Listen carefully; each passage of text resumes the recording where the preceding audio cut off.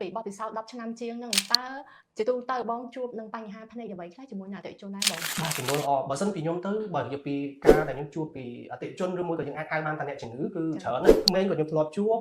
យុវវ័យក៏ខ្ញុំធ្លាប់ជួបហើយនឹងមនុស្សដែលគាត់ចាប់ដើមអាយុ40ឡើងទៅក៏ខ្ញុំជួបច្រើនដែរប៉ុន្តែបច្ចុប្បន្នកាលហ្នឹងគឺដោយសារតែការវិវត្តនៃ digital divide យើងនិយាយថាតកតងជាមួយនឹងប៉ះពាល់ដល់សុខភាពភ្នែកយើងច្រើនណាស់ខ្ញុំចង់ក្មេងគឺត្រូវតែប៉ាម៉ាក់យកចិត្តទុកដាក់មែនទែននៅក្នុងការដែលគាត់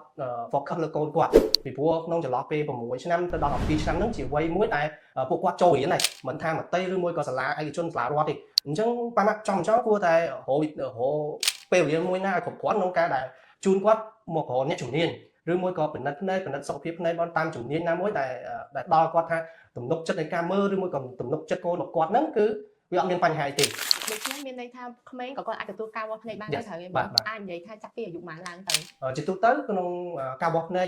ក្មេងគឺយើងចាប់ដើមពីអាយុ5ឆ្នាំបានន័យថានិយាយចំទៅគាត់អាចថាយល់ពីអក្សរក៏បានលេខក៏បានរូបភាពក៏បានដែរអានឹងយើងអាចចាប់ដើម check up គាត់ដែរតែធ្វើម៉េចឲ្យតែគាត់អាចឆ្លើយតបមួយយើងបានសួរអាចថាគាត់ដឹងថាអូកន្លែងនេះមើលច្បាស់មិនច្បាស់អីគាត់អាចតបមួយយើងបានតែគាត់អាចទទួលការបានន័យថាការតំណែង